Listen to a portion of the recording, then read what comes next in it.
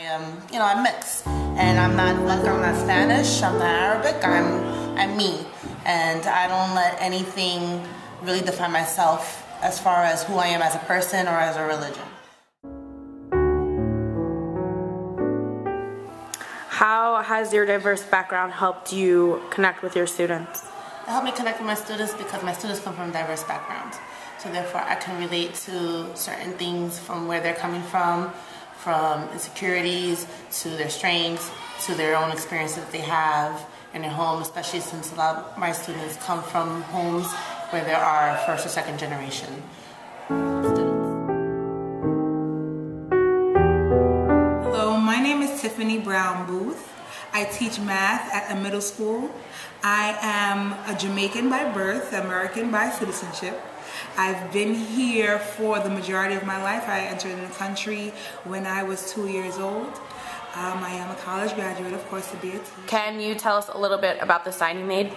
Sure. Given the fact that I'm Jamaican and I love and embrace my culture, as soon as people realize that I have an accent of Caribbean descent, they automatically assume that I smoke weed or I deal weed or can find the best weed in the area. And for the longest time it did bother me, but you just have to kind of go past it and beyond any stereotypes that you come across in life.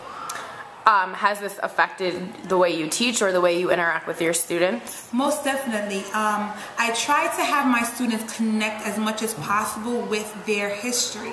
A lot of students are many generation Americans, so to say, so they kind of have lost touch with their roots, what initial countries their parents have come from or grandparents. And then what I do notice, if I have Caribbean students or parents, I can understand their struggle, so I try to connect with them and let them know that they do have somebody on their side, somebody that they can connect with and is always going to look out for their best interests.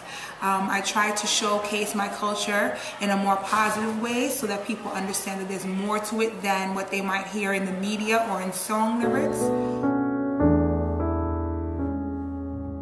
Tried to do is as much as possible just to kind of get to know their culture. This year, for instance, I've learned a lot more about Bengali culture because a lot of our students are that way, and I didn't have a lot of that when I was teaching up in the Woodlawn area. And yeah, I guess it's just always about trying to find ways to make what we're doing here in the class relevant to their own experiences. So, for instance, in a recent unit when we were learning about the formation of the U.S. government, we gave the kids some choice within their groups to study different countries who either have gone through that process of like granting citizens' rights or are going through it now. And I wasn't surprised to find that most of the kids, probably 80-90% of them, chose their predominant country of origin. And that was something that my co-teachers and I thought was probably going to happen, but we thought that was a great way for them to kind of compare what happened hundreds of years ago in America. My name is Betty Bonet. I am a 7th and 8th grade science teacher. My parents are from Puerto Rico. I was born and raised in New York City. I was educated in New York City public schools. A little bit about the sign I've written. I've had many teachers from different countries, and although they struggled with their accent and their enunciation of words, whether in the English class, science, and math, I sort of knew, if they knew the content, I was able to understand and to comprehend what they were teaching. And it's important that students, sometimes they tend to focus on the accent and not in the content, and sometimes they make excuses, and they shouldn't. How do you bring diversity into your classroom? One way that this year has been different than others, we brought different languages into the classroom, and that has been one way to bring diversity into the classroom through foods. We've also cooked different foods from different ethnic backgrounds.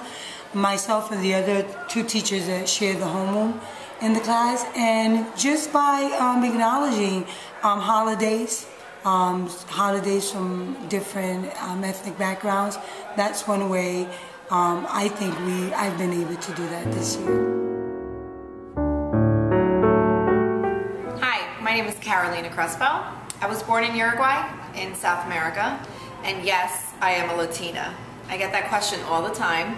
I just don't look Latina, so they'll say, "You are?" And I'll say, "Yes." "Really?" "Yes, I am." One great way that I bring diversity into my classroom is, well, first of all, I teach Spanish, so that's a great thing. But I try to not just teach about my own country, I try to teach about all those Spanish-speaking countries of the world, because they really are different in their own way.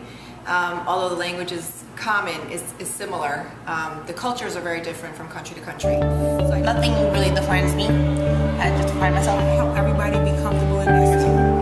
We all just kind of recognize that there are differences, and it's not about ignoring them, it's about really kind of celebrating them.